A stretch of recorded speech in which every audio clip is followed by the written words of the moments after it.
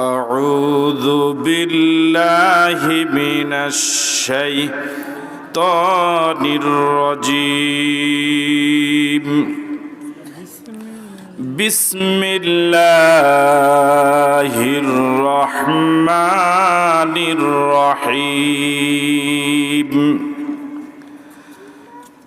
ما كان للنبي والذين آمنوا أن يستغفروا للمشركين ولو كانوا أولي قربى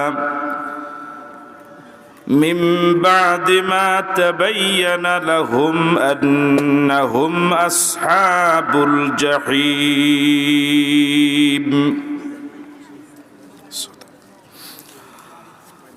وقال تعالى في شان حبيبه آمرا ومخبرا إن الله وملائكته يصلون على النبي يا أيها الذين آمنوا صلوا عليه وسلموا تسليما اللهم صل على محمد وعلى آل محمد كما صليت على إبراهيم وعلى آل إبراهيم إنك حميد مجيد اللهم بارك على محمد كما باركت على إبراهيم وعلى آل إبراهيم إنك حميد مجيد কোরপাই পূর্বপাড়া যুব সমাজের উদ্যোগে আয়োজিত আজকের ২৪তম বার্ষিক তাফসীরুল কোরআন মাহফিল। এই মাহফিলের মহতারাম সভাপতি হযরত মাওলানা মুসলিউদ্দিন সাহেব, আজকের এই বরকতপূর্ণ মাহফিলের মহতারাম প্রধান মুফাসসির, বিশিষ্ট ইসলামী চিন্তাবিদ, মুফাসসিরে কোরআন, দেশ বরেণ্য আলেমে দ্বীন বন্ধুবর ডক্টর আবুল কালাম আজাদ বাশার, আমন্ত্রিত হাজারাত উলামায়ে কেরাম, মুরব্বিয়ানে ইজম, আমার প্রিয় যুবক বন্ধুরা, ব্যবসায়ী ভাইয়েরা, পর্দার অন্তরালে শ্রবণরতা শ্রদ্ধেয়া মা এবং বোনেরা, আসসালামু আলাইকুম ওয়া রাহমাতুল্লাহি ওয়া বারাকাতুহু। আল্লাহ সুবহানাহু ওয়া তাআলার দরবারে শুকরিয়া জানাই যে মহান মুনিব অত্যন্ত দয়া করে মেহেরবানি করে প্রচণ্ড শীতের রজনীতে তাফসীরুল কোরআন মাহফিলের মতো অতীব বরকতপূর্ণ মাহফিলে আমাদেরকে সমবেত হওয়ার তৌফিক দিলেন। সে মনিবের দরবারে মনিবের শেখানো ভাষায় মনিবের দেওয়া জবান ব্যবহার করে সকলে মিলে সমস্বরে পড়ছি আলহামদুলিল্লাহ। আরো জোরে সোরে মোহাব্বতের সাথে পড়ছি আলহামদুলিল্লাহ। রাসূল করিম সাল্লাল্লাহু আলাইহি ওয়াসাল্লামের প্রতি দরুদ, যিনি আমাদের প্রিয় নবী, সর্বকালের সর্বযুগের সর্বশ্রেষ্ঠ নবী, সে নবীর প্রতি আমরা সকলে পড়ছি সাল্লাল্লাহু আলাইহি ওয়াসাল্লাম। শুহাদায়ে কেরামদের আত্মার মাগফিরাত কামনা করছি। দ্বীনের জন্য যারা জীবন দিলেন, মাজলুম হয়ে কবরে গেলেন, ফরিয়াদ করছি মুনিব তুমি তাদের সকলকে শহীদ হিসেবে কবুল করো। আমিন। বা অন্য সনে ভাষার জন্য যারা জীবন দিলেন, ইমানদার অবস্থা যারা কবরে গেলেন, আল্লাহ রাব্বুল আলামিন তাদেরকে জান্নাতের মেহমান করুক। আমিন। ডিসেম্বর মাস বিজয়ের মাস, বিজয়ের মাসের শেষ প্রান্তে আয়োজিত মাহফিল থেকে বিজয়ের বীর সেনানীদেরকে শ্রদ্ধার সাথে স্মরণ করছি।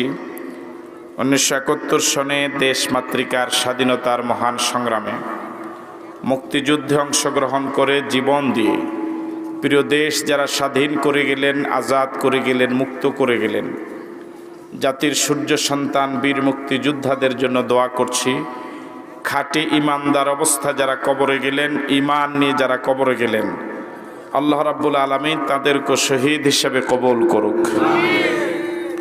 এখনো যে সকল বীর মুক্তিযোদ্ধা ভাইরা জীবিত আছেন, আল্লাহ রাব্বুল আলামিন তাদের সহ আমাদের সকলকে ইসলামের জন্য কবুল করুক। আমিন। আপনাদের সকলকে আন্তরিক ধন্যবাদ এবং মোবারকবাদ জানিয়ে, যেহেতু তাফসীরুল কোরআন মাহফিল, সে লক্ষ্যে আমরা কোরআন মজিদ থেকে কথা বলার জন্য চেষ্টা করছি ইনশাআল্লাহ, বিতৌফিকিল্লাহ, বিইজনিল্লাহ। শুরুতে আমি কোরআন মজিদের একটি অতি পরিচিত সূরার একটি আয়াত তেলাওয়াত করেছি, সূরাতুত তাওবা। কোরআন মজিদের 9 নম্বর সূরা। ওই সূরাতে আয়াত রয়েছে 129টি, রুকু রয়েছে 16টি। রাসূল করিম সাল্লাল্লাহু আলাইহি ওয়াসাল্লামের হিজরতের পরে নাজিল হয়েছিল, এই জন্য সূরাটিকে বলা হয় মাদানিয়া।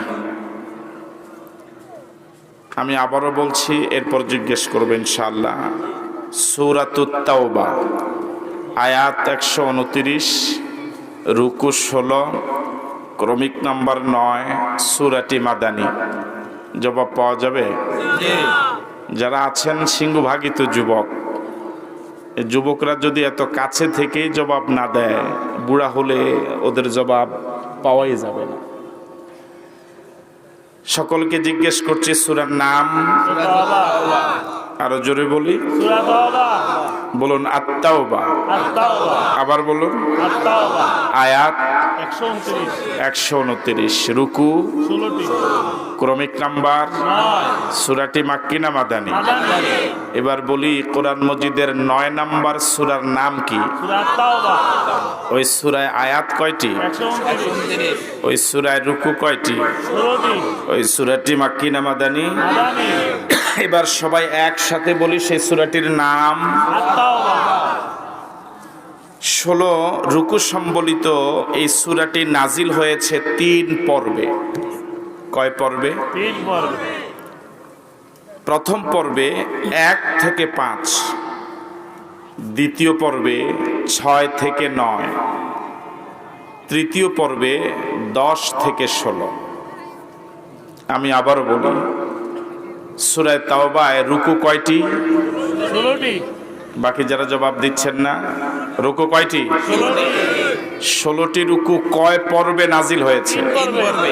প্রথম পর্বে 1 থেকে 5, দ্বিতীয় পর্বে 6 থেকে 9, তৃতীয় পর্বে 10 থেকে 16। এবার কি আমি জবাব আশা করতে পারি? বলুন তো, সূরা তাওবায় কয়টি রুকু? কয় পর্বে নাজিল হয়েছে? 1 থেকে 5, 2, 3, 10 থেকে 16। ভালো জবাব দিচ্ছে তো, হ্যাঁ? এটা ভালো শিক্ষিত মানুষ, মাশাআল্লাহ, আলহামদুলিল্লাহ। প্রথম পর্বে প্রথম রুকু থেকে পঞ্চম রুকু শেষ পর্যন্ত এই অংশ নাজিল হয়েছিল 9ম হিজরিতে জিলকাদ মাসে। কোন হিজরিতে? 9ম হিজরিতে জিলকাদ মাসে। রাসূল করিম সাল্লাল্লাহু আলাইহি ওয়াসাল্লাম মক্কা থেকে মদিনায় হিজরত করে যাওয়ার বহু বছর পরে এই অংশ নাজিল যখন হয়েছিল, তখন রাসূল করিম সাল্লাল্লাহু আলাইহি ওয়াসাল্লাম হযরত আবু বকর সিদ্দিক রাদিয়াল্লাহু তাআলা আনহুকে হাজীদের নেতা বানিয়ে হজের উদ্দেশ্যে পাঠিয়ে দিয়েছিলেন। এই ফাঁকে অংশ নাজিল হয়েছিল। হযরত আলী রাদিয়াল্লাহু তাআলা আনহুকে রাসূল এই অংশটুকু দিয়ে মক্কায় পাঠিয়ে দিয়েছিলেন, যাতে করে সারা পৃথিবী থেকে আগন্ত হাজীদের উদ্দেশ্যে এই আয়াতগুলো তেলাওয়াত করে শোনানো যায়। মনোযোগ আছে আপনাদের? দ্বিতীয় অংশ নাজিল হয়েছিল তাও 9ম হিজরিতে, তবে রজব মাসে। তখন রাসূল তাবুক যুদ্ধে যাওয়ার প্রস্তুতি নিচ্ছে। তৃতীয় অংশ নাজিল হয়েছিল তাবুক যুদ্ধ থেকে ফিরে আসার পরে। এই কথাগুলো আমি আরেকটিবার বলছি, এরপর আবার জিজ্ঞেস করব। প্রথম অংশ নাজিল হয়েছিল নবম হিজরিতে জিলকাদ মাসে, দ্বিতীয় অংশ নাজিল হয়েছিল নবম হিজরিতে রজব মাসে। রাসূল তখন তাবুক যুদ্ধের প্রস্তুতি নিচ্ছিলেন।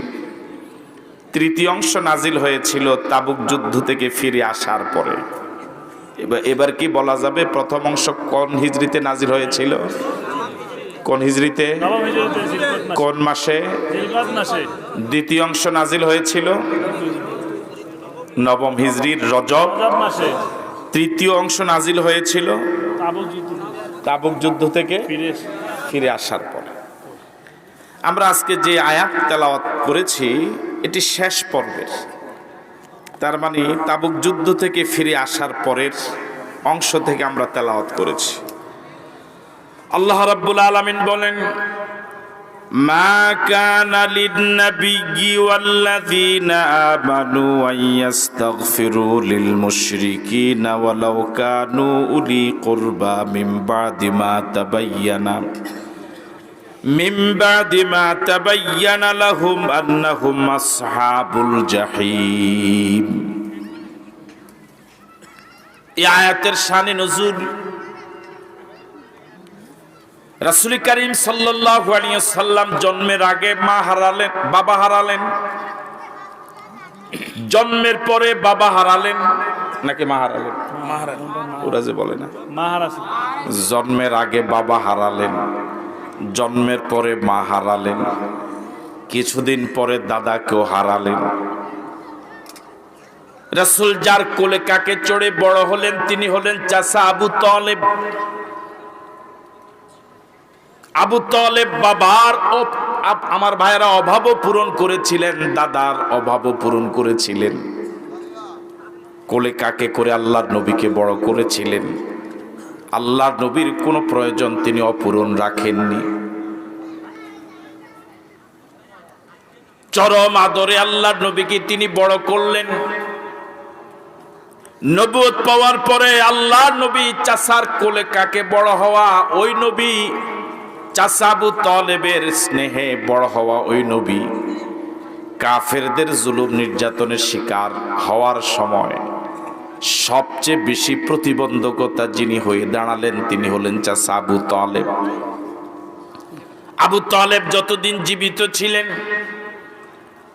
আল্লাহর নবীকে ওরা তেমন কোন জুলুম নির্যাতন করতে পারে নাই। আল্লাহর নবী নিজের চাচার কোলে ঘুমাতেন ছোটবেলায়, আবু তালেব নিজের সন্তানদেরকে ফ্লোরে ঘুমাতে দিতেন, কিন্তু ভাতিজা মুহাম্মদকে নিজের বেডে ঘুমাতে দিতেন। আদর কম না অনেক বেশি? রাসূলকে ভালোবাসতেন কম না অনেক বেশি? আবু তালেব যখন বুড়া হয়ে গেলেন, ইন্তেকালের সময় যখন হয়ে গেল, আল্লাহর নবী যে আবু তালেবের স্নেহ পেয়ে কোলে কাকে চড়ে বড় হলেন, সবচেয়ে বেশি মায়া যে চাচার কাছ থেকে পেয়েছিলেন, এই চাচার এই শেষ বিদায় লগ্নে আল্লাহর নবী আবু তালেবের কাছে ছুটে গেলেন। ৮৬টার হাদিস। আবু তালেব তখন মৃত্যু শয্যায় শায়িত। আল্লাহর নবী গিয়ে দেখেন সে জায়গায় আবু জেহেল বসা, বড় বড় নেতারা বসা।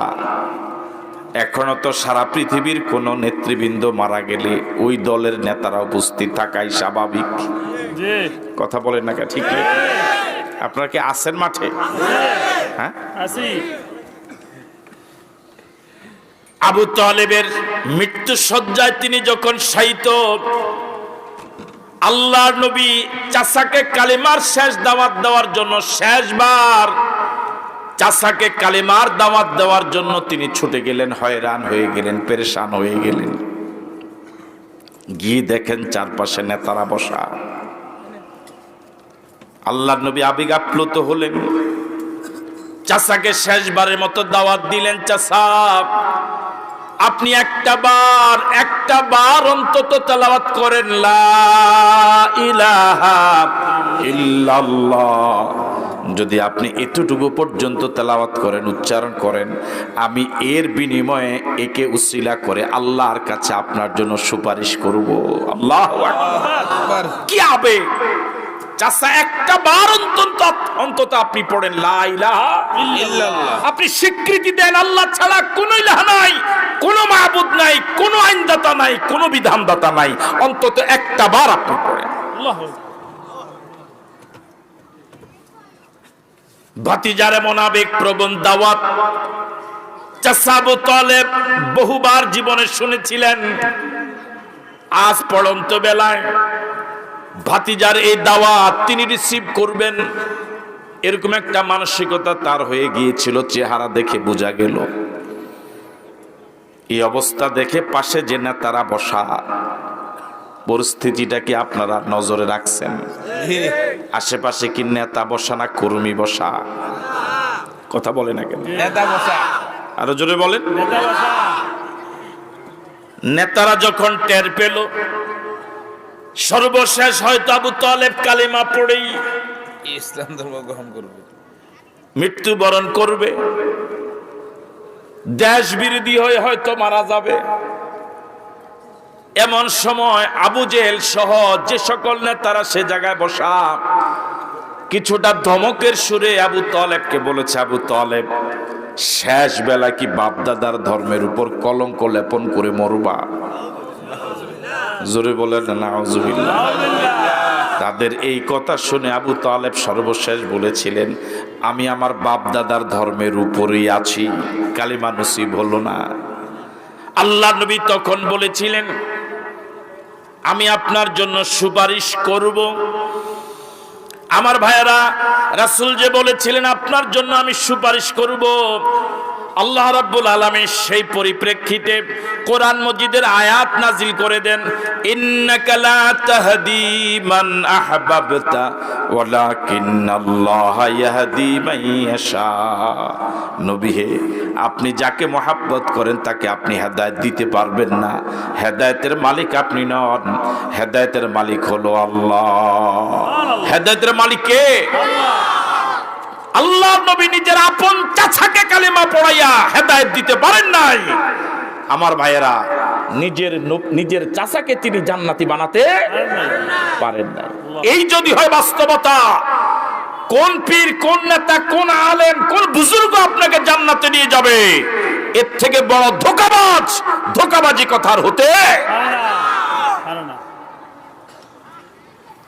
আল্লাহ রাব্বুল আলামিন সে পরিপ্রেক্ষিতে বলেন, মা কানা লিন-নবী, নবীর জন্য উচিত নয়, নবীর জন্য সমচীন নয়, ওয়াল্লাযীনা আমানু এবং ঈমানদারদের জন্য সমচীন নয়, আইয়াস্তাগফিরু লিল মুশরিকিন, মুশরিকদের জন্য ইস্তেগফার করা নবীর জন্য মানায় না, ঈমানদারদের জন্য মানায় না।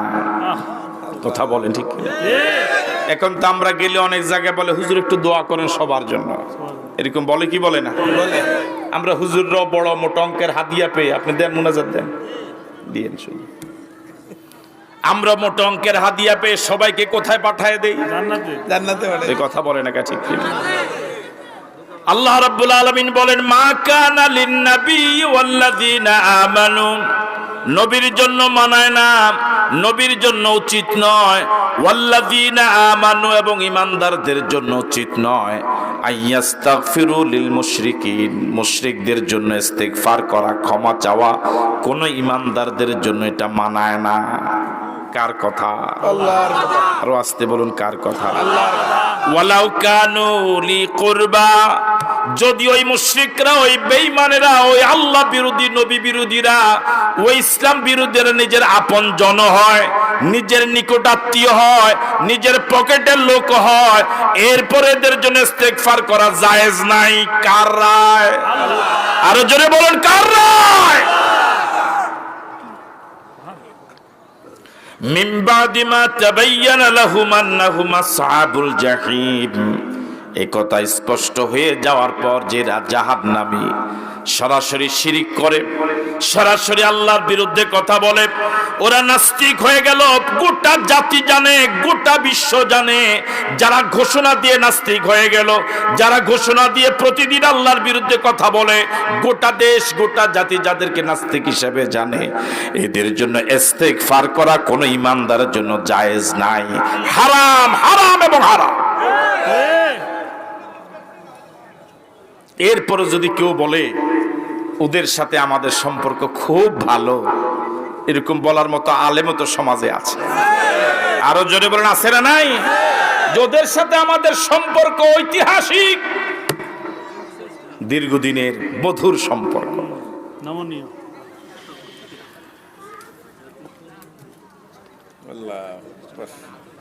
وما كان استغفار إبراهيم لأبيه إلا عن موعدة وعدها إياه فلما تبين له أنه عدو لله تبرأ منه إن إبراهيم لأواه حليم বলুন আল্লাহু আকবার।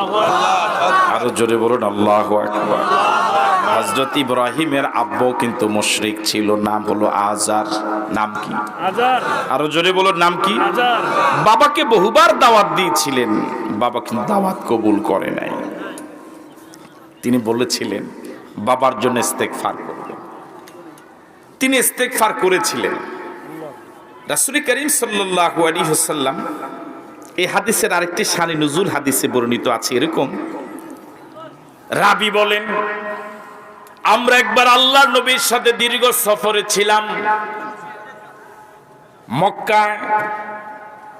রাসূল হঠাৎ একটা কবরের পাশে গিয়ে বসে গেলেন, অঝরে কাঁদলেন, দীর্ঘ সময় ধরে আল্লাহর নবী কাঁদলেন। আমরা আর কখনো দেখিনি। রাসূল উঠে গেলেন। আমরা জিজ্ঞেস করলাম, ইয়া রাসূলুল্লাহ, এই দৃশ্য তো আর বিগত দিনে কখনো নজরে পড়েনি। এটা পুরান কবরের পাশে দাঁড়ালেন, অঝরে কাঁদলেন, অঝরে কাঁদলেন, আবার চলে আসলেন। কবরের পরিচয়ও জানলাম না, কাদার ব্যাখ্যাও জানলাম না। এই ঘটনার কখনো নজরে পড়েনি। আল্লাহ নবী বললেন, এটা হলো আমার মায়ের কবর। কার কবর? মায়ের কবর। আমি আল্লাহর কাছে তার ইস্তেগফারের জন্য বলেছিলাম, আল্লাহ অনুমতি দেয় নাই, আমার আল্লাহ অনুমতি দেয় নাই, আমার আল্লাহ অনুমতি দেয় নাই। শুধু অনুমতি দিয়েছে মায়ের কবরটা একটু দেখতে পারবা, জিয়ারত করতে পারবা। আল্লাহু আকবার বলুন। শুধু কবরে যাতায়াত, কবরটা দেখতে পারবা, যেতে পারবা, ইস্তেগফার করা যাবে না। নিজের মা,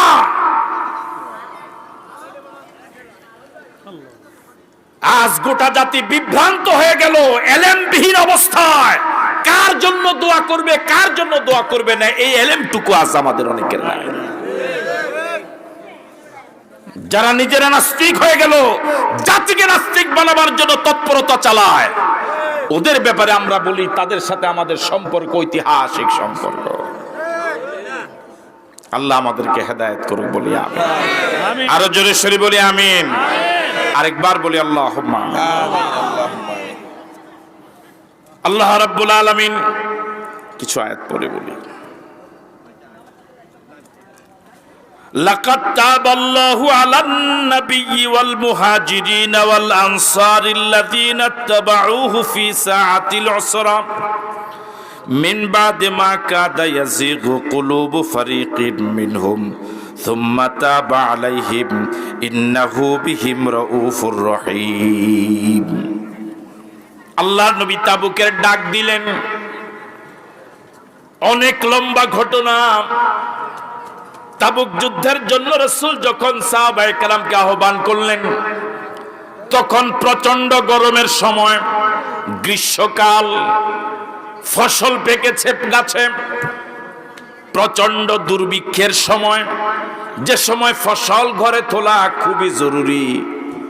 সাহাবায়ে কেরাম আর্থিক অনটনে পড়ে আছেন, আবহাওয়াটাও বৈরী, সফরটাও অনেক লম্বা। এত লম্বা সফরের দীর্ঘ পথ, পর পর একটু একটু পানি আছে, পানিরও প্রচন্ড অভাব। আমার ভাইয়েরা, এই কঠিন সময়ও সাহাবায়ে কেরাম আল্লাহর নবীকে ছেড়ে যান নাই। আল্লাহু আকবার বলবেন না? আল্লাহ আমার ভাইয়েরা, তাবুক যুদ্ধের পরিস্থিতি বর্ণনা করেছেন সাহাবায়ে কেরাম বিভিন্ন ভাষায়। কোন কোন হাদিসে এমন পাওয়া গেল পানির এমন প্রচন্ড অভাব ছিল তায়েফে তাবুক যুদ্ধে, এত প্রচন্ড অভাব ছিল তাবুক যুদ্ধে, তারা খাওয়ার জন্য ওট জবে করতেন। ওটের কিন্তু পানির ভাণ্ড দুইটা। কয়টা? এটা জানেন কিনা? আফালা ইয়ানজুরুনা ইলাল ইবিলি কাইফা খুলিকাত ওয়া ইলাস সামাই কাইফা রুফিআত ওয়া ইলাল জিবালি কাইফা নুসিবাত ওয়া ইলাল আরদি কাইফা সুতিহাত। আল্লাহ রাব্বুল আলামিন বলেছেন, তোমরা কি উটের দিকে তাকাও না, আমি কিভাবে উটকে বানালাম? এই আয়াত গবেষণা করে একজন চিকিৎসা বিজ্ঞানী আল্লাহর সন্ধান পেয়ে গেলেন। তিনি গবেষণা করলেন, এত প্রাণী থাকতে রব্বুল আলামিন উটের কথা কেন বললেন? পরে তিনি গবেষণা করে পেলেন, এই পৃথিবীতে রব্বুল আলামিন যত প্রাণী সৃষ্টি করেছেন সব প্রাণীর খাদ্য পানির ভাণ্ড একটা, একমাত্র প্রাণী ওট যার পানির ট্যাঙ্কি দুইটা। কয়টা? আরো জোরে বলেন, কয়টা? মরুভূমির জাহাজ বলা হয় ওটকে। দীর্ঘ সময় সফর করা লাগে, ওই সফরের পথে পানির কোনো ব্যবস্থা থাকে না। এই জন্য রব্বুল আলামিন দুইটা ট্যাঙ্কির ব্যবস্থা করেছেন। একটা দিয়া প্রতি মুহূর্তে পানির সাপ্লাই হয়, আর একটা রিজার্ভ ট্যাঙ্কি। প্রথমটা শেষ হয়ে গেলে দ্বিতীয় ট্যাঙ্কি থেকে সাপ্লাই হয়। সুবহানাল্লাহ।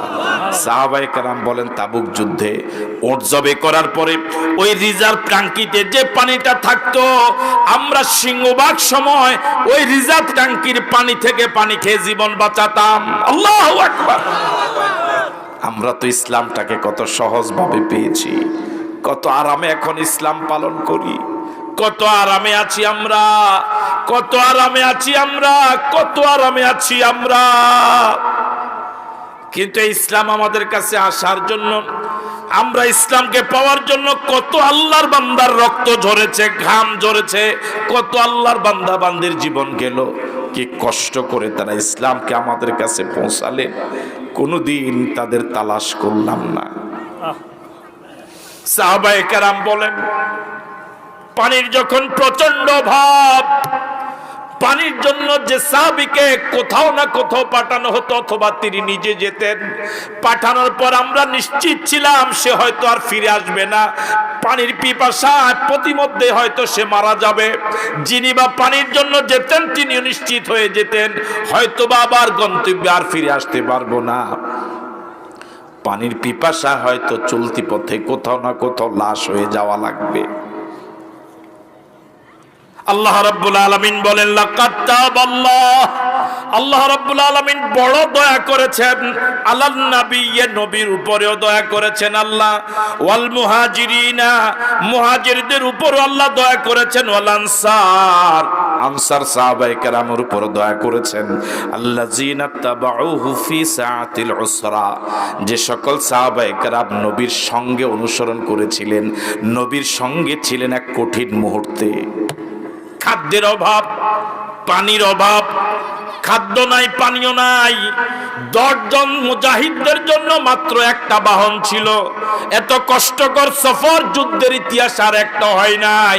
এমন কঠিন সময়ও আল্লাযিনা তাবাউহু ফি সাআতিল উসরা, কঠিন সময়ও আনসার এবং মুহাজিরা সাহাবায়ে কেরাম রাসূলের সঙ্গ ত্যাগ করে নাই। রাসূল যে পথে যায় তারাও সে পথে যায়, রাসূল যেখানে বসে তারাও সে জায়গায় বসে। আল্লাহু আকবার। এ জাতীয় ত্যাগী কিছু মানুষ না হলে পরে ইসলাম আজ পর্যন্ত আমাদের কাছে আসতো না। কথা বল ঠিক নয় কি? আজও যদি ইসলামকে পৃথিবীর দিক দিগন্তে ইসলামের পতাকা উড্ডীন করা লাগে, এই জাতীয় কিছু ত্যাগী যুবক তৈরি হওয়া দরকার। এই ময়দান থেকে কিছু ত্যাগী মুজাহিদ কি পাওয়া যাবে? কাদেরকে পাওয়া যাবে? দুহাত তুলে দেখাও।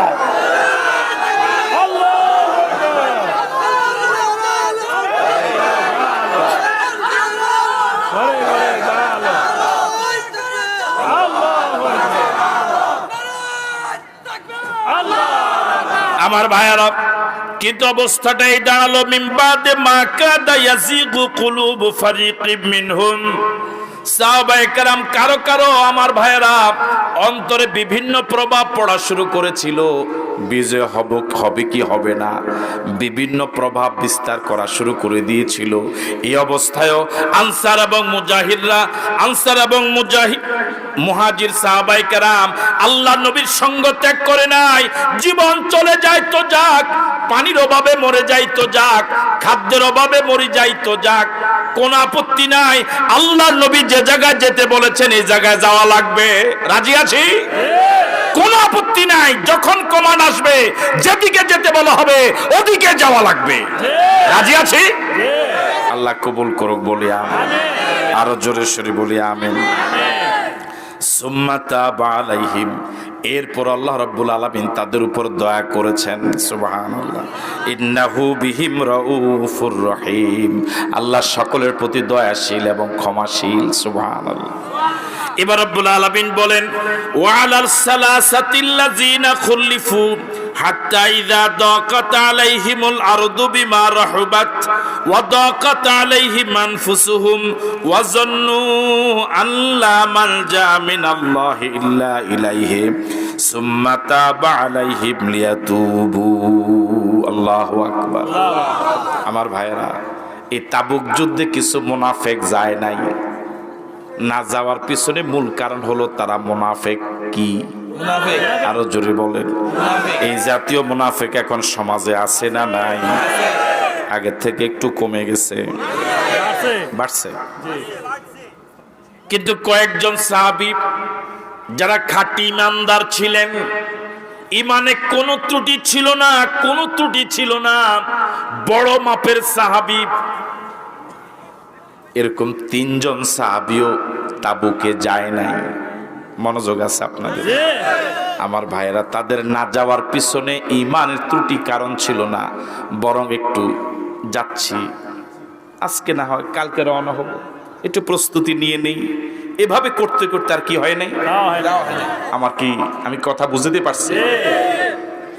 কিছু সাহাবায়ে কেরাম চলে গেলেন, যেটা একটু আগে বললাম, কঠিন পরিস্থিতিতেও খাদ্যের চিন্তা করে নাই, পানীয় চিন্তা করে নাই, বাহনের চিন্তা করে নাই। রাসূল বলেছে বাস, মার্চ করেছে। ঠিক আছে কথা? আবার কিছু মুনাফিক যায় নাই। কথা বলে না কেন? যায় নাই। তাদের না যাওয়ার পিছনে কারণ, কথা বলুন না কেন? না যাওয়ার পিছনে কারণ মুনাফিক। কিন্তু 3 জন সাহাবী তারা এই যুদ্ধে যাননি। তাদের যুদ্ধে না যাওয়ার পিছনে নেফাকি নাউজুবিল্লাহ কোনো কারণ নয়, ইমানের ত্রুটি কোনো কারণ নয়। তারা খাঁটি ইমানদার ছিলেন, কিন্তু জিহাদে না যাওয়ার পিছনে কারণটা ছিল একটু যাচ্ছি, যাব, আচ্ছা দেখি না কি হয়, এরকম প্রস্তুতি নিব করে করে আর কি হয় নাই। এখন আমাদের মাঝে তো এই 3 দল আছে। তাবুক যুদ্ধে যাওয়ার না যাওয়ার ক্ষেত্রে দল হলো কয়টা? 3টা। আর আসতে বলুন, জোরে বলুন। এক, সাথে সাথেই জীবনের মায়া করে না। কি খাবো চিন্তা, পানির অভাবে মরবো কি বাঁচবো চিন্তা। দ্বিতীয় দল যায় নাই, যারা মুসলমান হিসেবে পরিচিত ছিল কিন্তু বাস্তবে মুনাফিক। বাস্তবে কি? এই 2টা দল মনে এখন নাই, আছে। ঘোষণা আসার সাথে সাথে নেমে পড়বে এরকম কিছু মুজাহিদ কি সমাজে আছে না? কথা বলেন, আছে না? না, এই ময়দানে না থাকতে পারে, কিন্তু পৃথিবীতে এরকম কিছু যুবক আছে না? এই যুবক এখানেও আছে, এখানেও আছে, শুধু মাঝখানে কয়েকটা যুবক দেখছেন। শুধু আবার মুসলমান নামধারী মসজিদে যায়, নামাজ পড়ে, হজ করে, যাকাত হয়তো বা দেয়, কিন্তু জিহাদের ডাকে সাড়া দেয় না, বরং বসে থাকে। এই জাতীয় মুনাফিক সমাজে আছে না নাই? থাকলো বাংলাদেশে নাই। আবার কিছু ইমানদার, ইমানে কোনো ত্রুটি নাই, ইসলামী আন্দোলনের ব্যাপারে তার কোনো আপত্তি নাই, কিন্তু আচ্ছা যাবো এর কি, আমি না গেলেও তো চলবে, অনেকে তো যায় মিছিলে, এরকম কিছু লোকও তো আছে সমাজে। কথা বলেন, আছে না নাই? এখানে মনে হয় নাই। 3 জন সাহাবী যাননি। কয়জন? একজনের নাম কাব, একজনের নাম হেলাল, আরেকজনের নাম মুরারা। আরেকজনের নাম কি? কাব, হেলাল, মুরারা। বলুন কয়জন?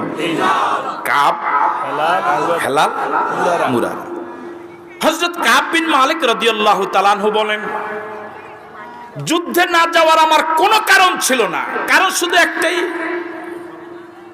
যুদ্ধে যাওয়ার জন্য যে প্রস্তুতি, যা যা কিনা দরকার, ব্যবস্থা করা দরকার, এটার জন্য বাজারেও গিয়েছি। তো চিন্তা করলাম থাক আজকে না কিনে কালকে কিনবো। এভাবে করে করে ওনারা রওনা হয়ে গেল। পরে চিন্তা করলাম আচ্ছা ঠিক আছে, আমি একদিন পরে রওনা হই, ওনাদের সাথে গিয়ে এক জায়গায় কি হবো, কোরপাইতে মিশবে, এক জায়গায় মিশবো। এই করে করে আর যাওয়া হয়নি। আল্লাহ নবী জিহাদ থেকে ফিরে এলেন। জিহাদে থাকা অবস্থায় আল্লাহ নবী সাহাবায়ে কেরামকে জিজ্ঞেস করেছিলেন, ও আমার সাথীরা, কাব কি আসে নাই? আল্লাহু আকবার। তাবুক যুদ্ধ চলাকালীন সময় আল্লাহ নবী সাহাবায়ে কেরামকে জিজ্ঞেস করলেন, ও আমার সাথীরা, তোমাদের সবাইকে দেখছি, আমার কাবকে দেখছি না, আমার কাব কি আসে নাই? একজন জবাব দিয়েছিলেন, ইয়া রাসূলুল্লাহ, কাবের অবস্থা আগে আর্থিক অবস্থা এত ভালো ছিল না, এখন অনেক ভালো হয়েছে, হয়তো সম্পদের মায়া, বাড়ির মায়া হয়তো আসে নাই। কিন্তু এই কথা শুনে মুআজ ইবনে জাবাল বাধা দিয়ে বললেন, বিরোধিতা করে বললেন, তোমার এই কথাটা ঠিক হয় নাই। কাবের ব্যাপারে আমার মনে কোনো সন্দেহ নাই, কাবের ঈমানের ব্যাপারে আমার কোনো সন্দেহ নাই, হয়তো অন্য কোনো কারণে আসে নাই। আল্লাহ নবী আর কোনো কথা বলেন নাই। তাবুক থেকে ফিরে এলেন। রাসূল যুদ্ধ থেকে ফিরে আসার পরে আল্লাহ নবীর সব সময়ের সুন্নত ছিল, আল্লাহ নবী সর্বপ্রথম যুদ্ধ থেকে ফিরে এসে ঘরে যাওয়ার আগে মদিনাতে মসজিদে নববীতে বসতেন। আল্লাহু আকবার। 2 রাকাত নামাজ পড়তেন, সাহাবায়ে কেরামকে নিয়ে সামনে বসতেন। তাবুক থেকে ফিরে আসার পর রাসূল মসজিদে নববীতে ঢুকলেন, 2 রাকাত নামাজ পড়লেন, সাহাবায়ে কেরামদেরকে নিয়ে এবার বসলেন। ওই মুনাফিক যারা ছিল, যারা জিহাদে যায় নাই, এই গ্রুপের কথা কি মনে আছে?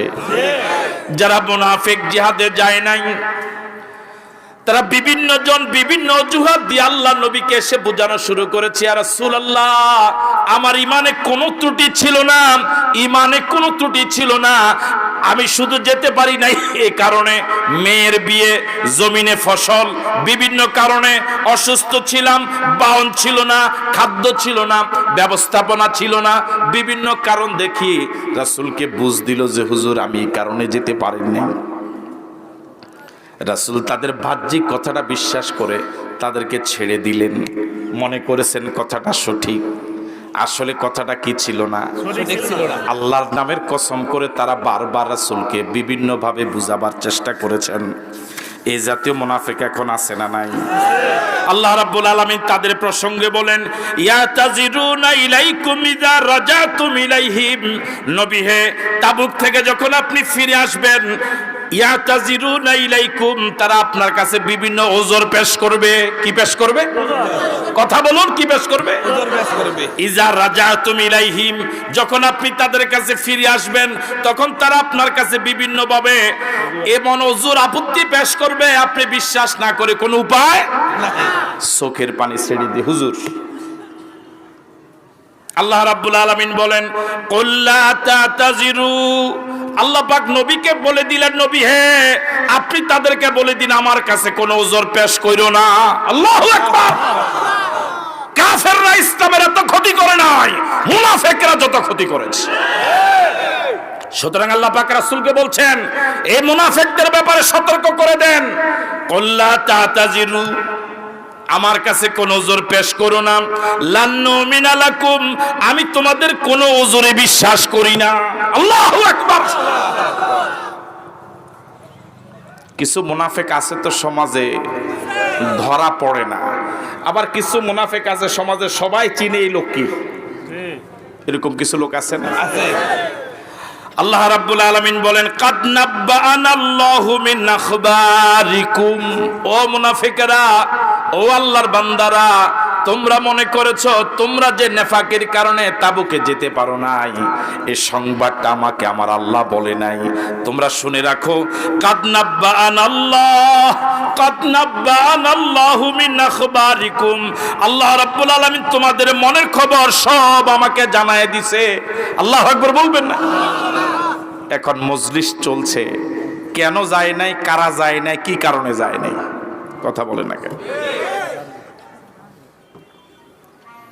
কাদ নাব্বাআনা আল্লাহু মিন আখবারিকুম, আল্লাহ রাব্বুল আলামিন তোমাদের খবর আমি রাসূলকে জানায়ে দিয়েছে। জানানেওয়ালা কে? আরো জোরে বলেন কে? আল্লাহ রাব্বুল আলামিন বলেন ওয়াসায়ারাল্লাহু আমালাকুম ওয়া রাসূলুহু, খুব চিরেই আল্লাহ রাব্বুল আলামিন এবং তার রাসূল তোমাদের সব কর্মতৎপরতার নজরে রাখবেন। আল্লাহু আকবার। তোমাদের মুনাফিকি ধরা পড়ে গিয়েছে, সুতরাং প্রত্যেকটি কর্মতৎপরতাকে সূক্ষ্মভাবে নজরে রাখা হবে। ইসলামী আন্দোলনের জন্য কে ক্ষতিকর, এটা নজরে রাখা লাগবে। কথা বলেন ঠিক নয় কি? এদেশের ওলামায়ে কেরামদের জন্য ময়দানে কারা ক্ষতিকর, কারা জুব্বা পরে, দাড়ি পরে আমার ভাইরা সরল প্রাণ মুসলমানদেরকে ধোঁকা দিচ্ছে, নজরে রাখা লাগবে।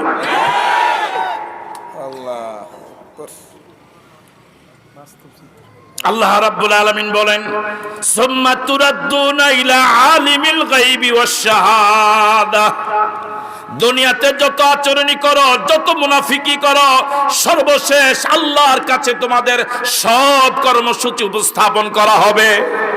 কথা বলে ঠিক নয় কি? দুনিয়ার ঘাটে সেরে গেলেও সেই ঘাটে সারা যাবে না। কথা বলে ঠিক নয় কি?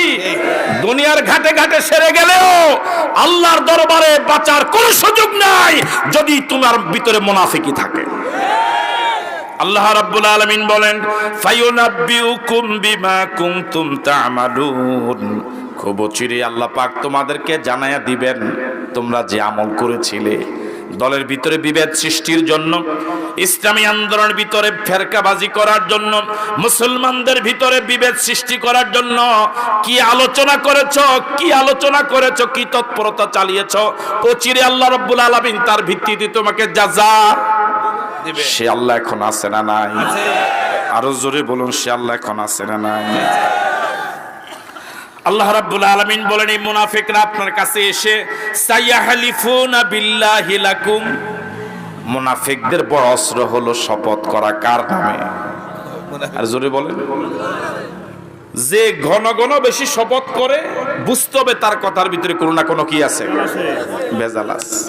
আল্লাহ রাব্বুল আলামিন বলেন সায়াহলিফুনা বিল্লাহ, নবী হে এরা অচিরে আল্লাহর নামে আপনার কাছে এসে শপথ করে বলবে ইজান কালাবতুম ইলাইহিম, তাবুক থেকে যখন আপনি এদের কাছে ফিরে আসবেন, লিতুরিদু আনহুম ফারিদু আনহুম, শপথ করে আপনার কাছে ওরা ক্ষমা চাইবে যেন আপনি ক্ষমা করে দেন। আমি আল্লাহর নির্দেশ হলো ফারিদু আনহুম, আপনি এদেরকে অ্যাভয়েড করেন, এদেরকে উপেক্ষা করেন, এদেরকে ক্ষমা করার প্রয়োজন নাই, এদের সাথে খাতির রাখারও প্রয়োজন নাই, একটু উপেক্ষা করে চলেন। কথা বলেন না ঠিক কিনা? আল্লাহ পাক বলছেন ফারিদু আনহুম, এই মুনাফিকদেরকে উপেক্ষা করুন, অ্যাভয়েড করুন, এদের সাথে গলায় গলায় খাতির রাখারও প্রয়োজন নাই, আবার এদের তিরস্কার করার ওর প্রয়োজন নাই, ক্ষমা করারও প্রয়োজন নাই। এবার আল্লাহ রাব্বুল আলামিন বলেন ইন্নাহুম রিজসুন ওয়া মাওয়াহুম জাহান্নাম জাযাআম বিমা কানু ইয়াকসিবুন ইয়াহলিফুনা লাকুম লিতারদাউ আনহুম, ওরা আপনার কাছে শপথ করে বলে যেন আপনি তাদের প্রতি রাজি হয়ে যান, এই মুনাফিকদেরকে যেন ক্ষমা করে আপনি তাদের প্রতি সন্তুষ্ট হয়ে যান। এবার আল্লাহ রাব্বুল আলামিন বলেন ফাইন তারদাউ আনহুম, নবী হে শুনে রাখুন, আপনি যদি তাদের প্রতি সন্তুষ্ট হন, ফাইনাল্লাহা লা ইয়ারদা আনিল কওমিল ফাসিকিন, আল্লাহ কখনো এই মুনাফিকদের প্রতি সন্তুষ্ট হবে না। নাউজুবিল্লাহ বললেন। আপনি সন্তুষ্ট হতে পারেন, এটা আপনার ইচ্ছা, কিন্তু এই মুনাফিকদের কোন তৎপরতা আল্লাহ পাক সন্তুষ্ট নন। এই মুনাফিকরা সমাজে আছে না নাই? আরো জোরে বলুন, আছে না নাই? হযরত কাব রাদিয়াল্লাহু তাআলা আনহু বলেন, তাহলে মুনাফিকদের আলোচনা গেল, একদল ইমানদার এলান আসার সাথে সাথে লাব্বাইক, ঠিক আছে কথা, যখনই এলান এসেছে যুদ্ধের জন্য কোনো প্রশ্ন নাই, সাথে সাথেই আমরা কি এই কাতারে থাকতে পারবো ইনশাআল্লাহ? প্রথম কাতারে থাকতে পারবো ইনশাআল্লাহ? দ্বিতীয় দল হলো যারা মুনাফিক, যাদের আলোচনায় তখন হলো, আল্লাহ আমরা আল্লাহর কাছে দোয়া করি, মালিক যেন আমাদেরকে নেফাকি থেকে হেফাজত করে, বলে আমিন। আরো জোরে সরে বলে আমিন। কোন কারণে আমি জিহাদে যেতে পারবো না, কিন্তু মুনাফিকি যেন না করি। ঠিক আছে কথা? আমি হয়তো ছুটি নেব, কিন্তু মুনাফিকি করব না। আল্লাহ তৌফিক দান করুন। তিন নম্বর হলো খাঁটি ইমানদার, গড়িমসি করতে করতে আর যাওয়া হয় নাই। ঠিক আছে কথা? আমাদের ভিতরে এই রোগটা আছে না নাই? আছে। মাশাআল্লাহ, সত্য কথা বলছে, এই জন্য ধন্যবাদ। আমাদের ভিতরে এই রোগ আছে না নাই? আছে। ক্লাস 10টায়, আমি ক্লাস বললাম আর কি, এই যাচ্ছি, যাব এই করে করে 11টায় 10:30 এসে দেখে যে ক্লাস কি হয়ে গেছে, শেষ হয়ে গেছে। এরকম আছে না নাই? আছে। প্রোগ্রাম 10টায়, যাচ্ছি, যাব, একটু দেখি না, হয়তো কেউ আসে নাই, করে করে দেখা গেল কি হয়ে গেছে, দাঁড় শেষ হয়ে গেছে। এরকম হয় কি হয় না? আমাদের ভিতরে এই রোগ নাই মনে হয়। কার কার ভিতরে নাই একটু হাত তোলেন তো দেখি। এটার দ্বারা তো বোঝা যায় সকলের ভিতরে। কি কঠিন পরিস্থিতির শিকার হয়েছিলেন এই গড়িমসি করতে করতে, যাদের যাওয়া হয় নাই। এটা কিন্তু কম রোগ নয়, কথা বলুন। এটা কিন্তু কি নয়, রোগ হিসাবে এটা একেবারে ছোট নয়। হযরত কাব বলেন, যখন তাবুক যুদ্ধে আর যাওয়া হলো না, আমি যখন বাজারে যেতাম, বড় অসহায় মনে হতো নিজেকে, বড় অসহায় মনে হতো নিজেকে। বাজারে যাওয়ার পর যাদের সাথে দেখা হতো, তারা হয় মুনাফিক, না হলে অসুস্থ মানুষ। বুঝেন নাই কথা? বাজারে গেলে যাদেরকে দেখতাম, হয় তারা সমাজে কি হিসেবে পরিচিত, আর না হয় একেবারে অসুস্থ, যারা জিহাদে যাওয়ার কি নয়, যোগ্য নয়। এরকম লোক ছাড়া, এই দুই শ্রেণীর ছাড়া কোন ইমানদারকে বাজারে আমি পাই নাই। তখন আমাকে এত অসহায় মনে হয়েছে, আমি কেন গেলাম না, আমি কেন গেলাম না। আমি কি বুঝতে পারছি? আমি যুবকদেরকে বিনয়ের সাথে বলবো, কাবের কথাটা একটু শোনেন।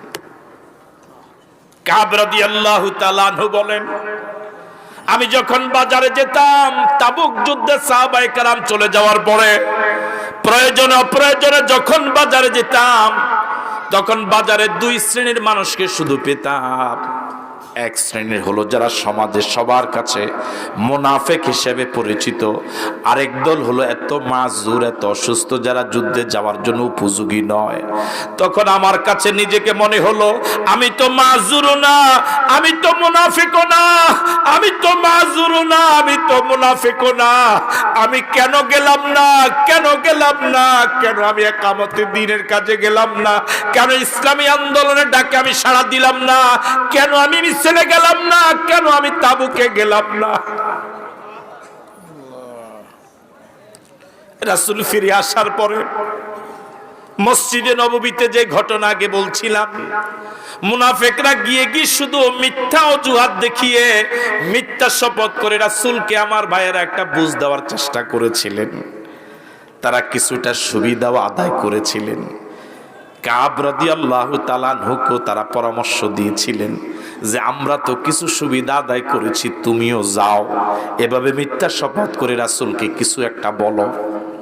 কাব রাদিয়াল্লাহু তাআলা আনহু বলেন, আমি প্রথমে তাদের এই পরামর্শটা মেনে নিব ভেবেছিলাম, কিন্তু কিছুক্ষণ পরে মনে হলো, জিহাদে যাই নাই, মিছিলে যাই নাই, এটা একটা বড় অপরাধ।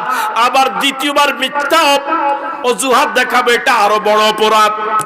সুতরাং আমি দুইটা অপরাধ করব না, আমি দুইটা অপরাধ করব না, আমি সত্য কথাই বলবো।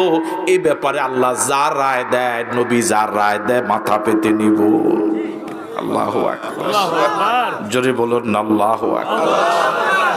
আমার ভাইয়েরা, রাসূল করিম সাল্লাল্লাহু আলাইহি ওয়াসাল্লাম একটা সময় ঘোষণা করলেন যে, তিনজন খাঁটি ইমানদার গড়িমসি করে করে যুদ্ধে যাচ্ছি করে করে আর যাওয়া হয় নাই। কাব, হেলাল এবং মুরারা, ওদের সাথে সামাজিক বয়কট করা লাগবে, ওদের সাথে উঠা বসা করা যাবে না, কথাবার্তা বলা যাবে না, লেনদেন করা যাবে না, সামাজিক বয়কট। আল্লাহু আকবার। একামতে দ্বীনের সাথে যারা সম্পৃক্ত, এখনো যদি সজাগ না হই, আর সজাগ হব কবে? 500 লোকের একটা জামাত, 500 লোকের একটা ইউনিটি, মাত্র এই জাতীয় যাচ্ছি যাব করে করে 5 জন লোকের জন্য কি হয়ে যায়? পণ্ড হয়ে যায়। পণ্ড হয়ে যায়। রাসূল করিম সাল্লাল্লাহু আলাইহি ওয়াসাল্লাম সামাজিক বয়কটের রায় দিলেন। কাব বিন মালিক বলেন 40টা দিন পর্যন্ত এই দুরবস্থা ছিল, একদিন নয়, 2 দিন নয়, 40 দিন পর্যন্ত সাহাবায়ে কেরাম কেউ আমাদের সাথে কথা বলে নাই, কেউ আমাদের সাথে কথা বলে নাই। হাটে যেতাম, বাজারে যেতাম, এই 40 দিন আমি জামাত ছাড়ি নাই, মসজিদে এসে নামাজ পড়তাম, আল্লাহ নবীকে সালাম দিতাম, নবীর পাশে দাঁড়াতাম, একটু চোখ বাঁকা করে করে দেখতাম নবী আমার দিকে তাকায় কিনা, নবীর নজরে আমি পড়ি কিনা, আল্লাহ নবীর নজরে বারবার পড়ার জন্য আমি তার কাছে কাছে থাকতাম, তার কাছে কাছে যেতাম। এভাবে একদিন নয়, 2 দিন নয়, 40টা দিন গত হয়ে গেল। একটা সময় এরকম মনে হলো, আল্লাহ রাব্বুল আলামিন বলেন হাত্তা ইযা দাকাত আলাইহিমুল আরদু বিমা রাহবাত। এভাবে একদিন 2 দিন নয়, 40 দিন গত হয়ে গেল। অবস্থাটা এই হলো, হাত্তা ইযা দাকাত আলাইহিমুল আরদু, এই 3 জনের কাছে পুরা পৃথিবীটা যেন একেবারে সংকীর্ণ হয়ে গেল। বিমা রাহবাত, পুরা পৃথিবী প্রশস্ত হওয়ার পরেও মনে হলো পৃথিবীতে আমাদের আর কোনো জায়গা নাই। আল্লাহু আকবার বলবেন না? হাটে গেলে কেউ কথা বলে না, মসজিদে গেলে কেউ কথা বলে না। শুধু পৃথিবী নয়, হাত্তা ইযা দাকাত আলাইহিমুল আরদু বিমা রাহবাত, পুরা পৃথিবী প্রচন্ড প্রশস্ত হওয়ার পরেও মনে হয়েছে পৃথিবীটা একেবারে ছোট, পৃথিবীটা একেবারে সংকীর্ণ, আমাকে বহন করার মতো জায়গা পৃথিবীর নাই। শুধু তাই নয়, ওয়া দাকাত আলাইহিম আনফুসুহুম, তাদের নিজেদের কাছে নিজেদের জীবনী বিভৎস মনে হয়েছে, মনে হয়েছে জীবন দুনিয়াতে রাখার চেয়ে না রাখাই ভালো। তাদের নিজের জীবনটাই নিজের কাছে অসহনীয় হয়ে গেছে, নিজের জীবনটাই নিজের কাছে বড় অসহায়, বড় অসহায়, বড় অসহায়। কেউ কথা বলে না, কেউ কথা বলে না, কেউ কথা বলে না।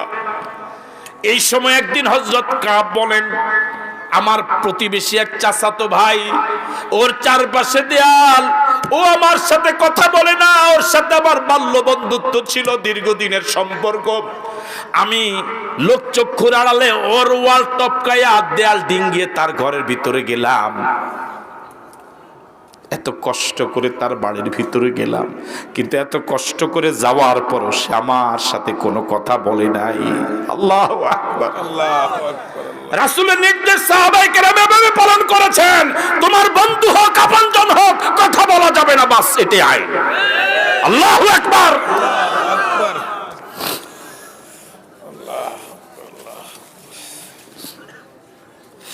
এভাবে 40 দিন হয়ে যাওয়ার পরে হযরত কাব বলেন, একদিন আমি এক জায়গায় হাঁটাহাঁটি করছিলাম, পায়চারি করছিলাম, হঠাৎ আল্লাহ নবীর পক্ষ থেকে একজন এলানকারী এসে এলান করলেন, আজকে থেকে আর স্ত্রীর সাথে দেখা সাক্ষাৎ করা যাবে না।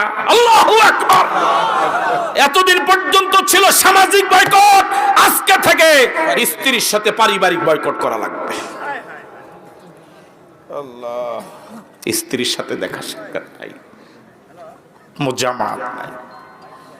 আপনাকে আসেন মাঠে, শুধু অপরাধ একটাই, যাচ্ছি যাব করে করে আর জিহাদে যাওয়া। কি কঠিন শাস্তি দিচ্ছেন কে? আল্লাহ। আরো জোরে বলুন। আমার ভাইরা, হেলাল রাদিয়াল্লাহু তাআলা আনহু, তিনি প্রচন্ড বয়স্ক সাহাবী ছিলেন।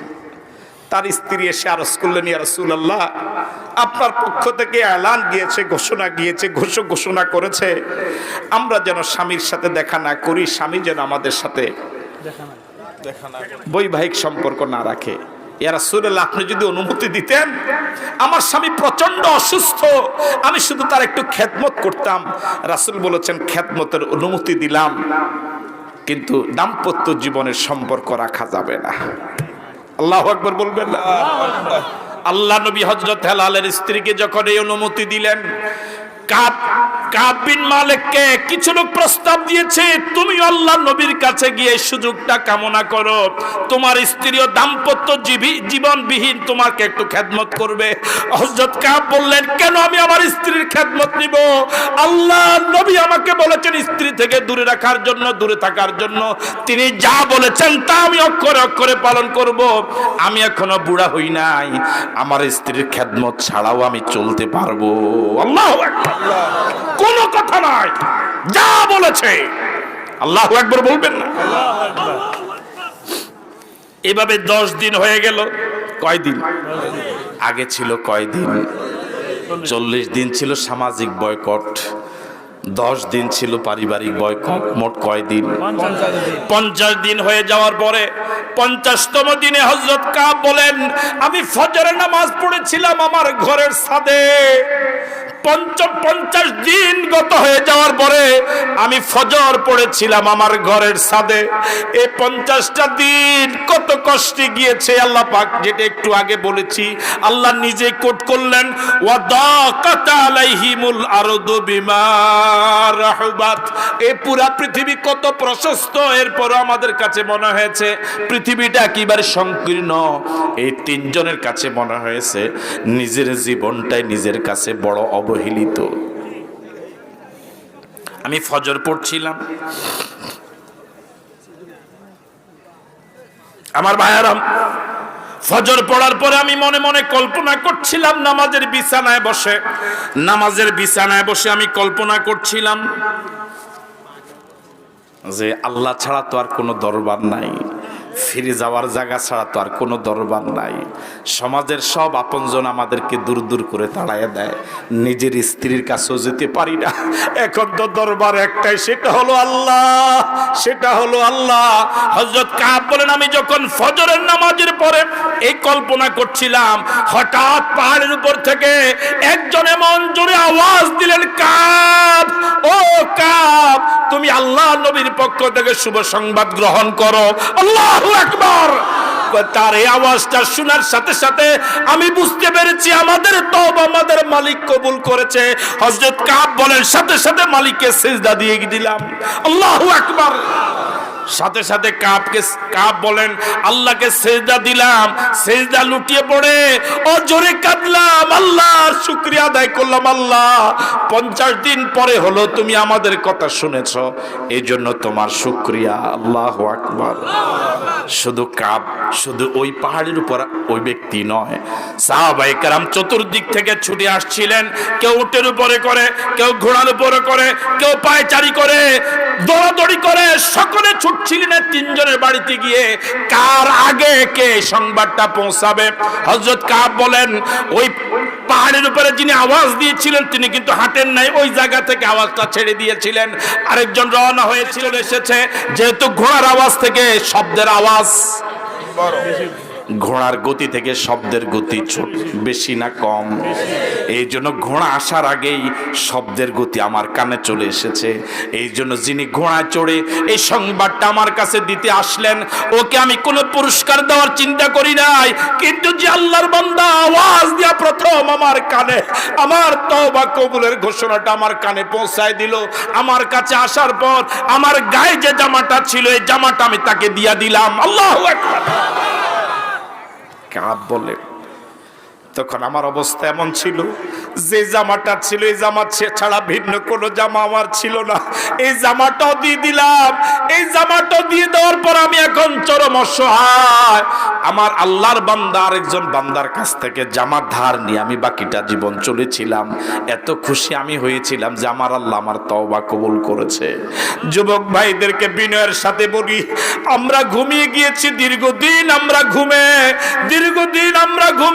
প্রতিদিন কোরআন অধ্যয়ন করি না, হাদিস পড়ি না, ইসলামী সাহিত্য পড়ি না, আল্লাহর বান্দাদেরকে আল্লাহর পথে ডাকি না, পারিবারিক বৈঠক করি না, একামতে দ্বীনের পথে অগ্রসর হই না। আমরা এখন ঘুমিয়ে গিয়েছি। ওই তিনজন সাহাবী তাবুকের যুদ্ধে যেভাবে যাব করে গড়িমসি করে যাওয়া হয় নাই। আমার আপনার অবস্থা যদি এরকম হয়, ওই তিনজন এমন জলিল কদর সাহাবী হওয়ার পরে যদি তাদের এমন অবস্থা হতে পারে, আমার আর আপনার অবস্থার তো কোনো কল্পনাই করা যায় না। আমরা কি পারবো গড়িমসি গড়িমসি বাদ দিয়া এখন সিদ্ধান্ত নিয়ে জিহাদের জন্য রেডি হতে পারবে ইনশাআল্লাহ? এই জমিন কার?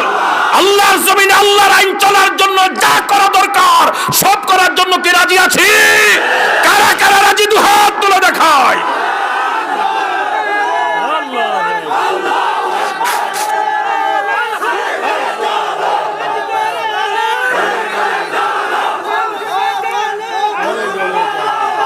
আজকের এই হাজারো জনতাকে উদাত্ত আহ্বান জানাচ্ছি, মাঝে মাঝে ইসলাম বিরোধীরা বিভিন্ন ইস্যু আবিষ্কার করে আমাদের ঈমানকে টেস্ট করে।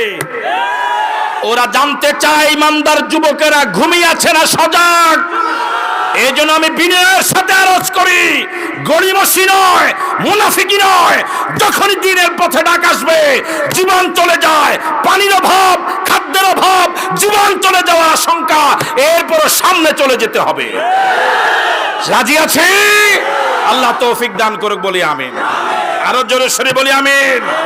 ইমানদার মরে একবার, মুনাফিক মরে বারবার।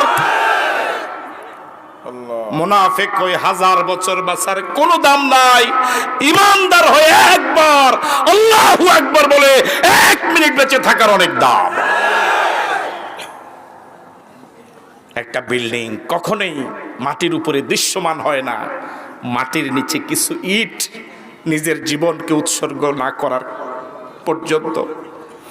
ইসলাম জিন্দা হোতা হ্যায় হর কারবালা কে বাদ।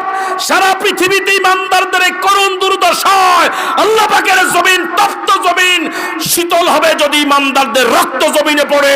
এর মাধ্যমেই ইসলামী আন্দোলনের বীজ বপিত হবে।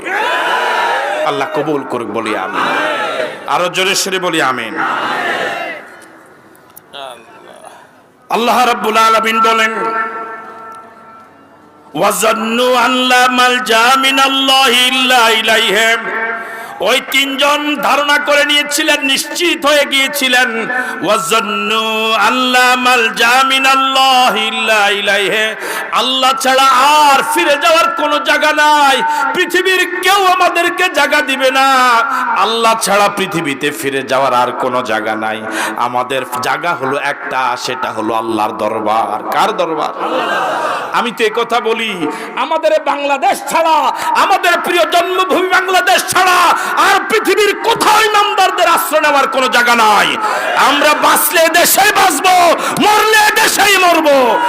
বাঁচলে ইসলামের সাথেই বাঁচবো, মরলে ঈমান নিয়ে দেশে মরবো। রাজি আছি? সুতরাং এ দেশ আমাদের কলিজার থেকে প্রিয় দেশ। এ দেশের প্রতি ইঞ্চি জমিন আমাদের কাছে সবচেয়ে বড় আমানত। এই আমানত রক্ষা করার জন্য এদেশের ইমানদারেরা প্রয়োজনে আবার রক্ত দিবে। দেশের স্বাধীনতার বিরুদ্ধে সব ষড়যন্ত্র ইমানদারেরা সাথ করবে ইনশাআল্লাহ। আল্লাহ তৌফিক দান করুক, বলি আমিন। এবার আল্লাহ রাব্বুল আলামিন বলেন, সুম্মা তাবা আলাইহিম। আল্লাহ রাব্বুল আলামিন তাদের তওবাকে কবুল করেছেন, তাদের প্রতি রহম করেছেন, লিয়াতুবু, যাতে করে তারা তওবার সুযোগ পায়। ইন্নাল্লাহা হুয়াত তাওয়াবুর রহিম। আল্লাহ রাব্বুল আলামিন তওবা কবুলকারী এবং তিনি দয়ালু। এবার রাব্বুল আলামিন বলেন, ইয়া আইয়ুহাল্লাযীনা আমানুত্তাকুল্লাহ, ইয়া আইয়ুহাল্লাযীনা আমানুত্তাকুল্লাহ, ইয়া আইয়ুহাল্লাযীনা আমানুত্তাকুল্লাহ। ও দুনিয়ার ইমানদারেরা, কাউকে ভয় করো না, কারো ভয় অন্তরে জায়গা দিও না। একমাত্র যার ভয় অন্তরে জায়গা দিবা, যাকে ভয় করবা তিনি কে? আওয়াজ দিয়ে বলুন আল্লাহ। আবার বলুন আল্লাহ। আরেকবার বলুন আল্লাহ। এবার আল্লাহ রাব্বুল আলামিন বলেন, ওয়াকুনু মা'আস সাদিকিন, ওয়াকুনু মা'আস সাদিকিন। এই আয়াত যেই হুজুরে আলোচনা করে তিনি বলে এই সাদিকিন মানে আমরা। উনি ফিরসাব, উনি এই আয়াত দিয়ে ওয়াজ করে মুরিদদেরকে বুঝায়, কুনু মা'আস সাদিকিন মানে আপনি আমার মুরিদ হন। ওরে কথা কয় না কা, বুঝেন নাই মনে হয়। প্রত্যেকে এই আয়াতকে নিজের দলীয় আয়াত কি করে ব্যবহার করে। ভাই আপনাকে রাগ করতেছেন? প্রত্যেকে মনে করে একটা দলীয় আয়াত। উনি এক পিসাব, উনি মনে করে কুনু মা সাদিকিন দিয়ে ওয়াজ করে মুরিদদেরকে বুঝে। আল্লাহ যে বলছে সাদিকিনদের সাথে থাকো, এই সাদিকিন আমরা। আমি আবার বলি যে হ্যাঁ এই সাদিকিন মানে আমরা আমরা। আল্লাহ পাক একটু আগে ওই তিনজন সাহাবীর ঘটনা বর্ণনা করেছেন। এর মাঝে হযরত কাব রাদিয়াল্লাহু তাআলা আনহুর ঘটনা আপনাদেরকে সংক্ষিপ্তভাবে শোনালাম। তিনি অসত্যের আশ্রয় নেয় নাই, আল্লাহর নবীর কাছ থেকে ক্ষমা পেয়েছেন, আল্লাহর কাছ থেকে ক্ষমা পেয়েছেন আল্লাহর নবীর কাছে সত্য বলার কারণে। কথা বল ঠিক নয় কি?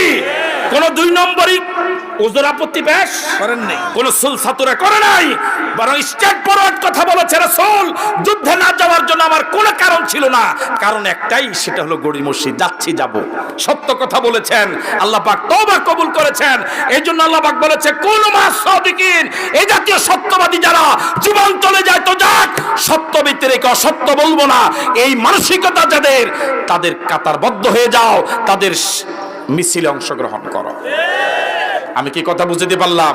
এই পৃথিবীতে এমন কিছু নজির কি নাই যারা অসত্যের কাছে মাথা নত করে নাই, বরং সত্যের জন্য জীবনটা হাসি মুখে বিলিয়ে দিয়েছে? এরকম কি আল্লাহর বান্দার নজির কি পৃথিবীতে নাই? আছে অকুনু মা সাদিকিন। তারাই সত্য। আল্লাহ পাক আমাদেরকে সত্যবাদীদের মিছিলে শরীক হওয়ার তৌফিক দান করুক বলি আমিন। আল্লাহ পাক আমাদের সকলকে সত্যবাদীদের কাতারে অংশগ্রহণ করার তৌফিক দান করুক বলি আমিন।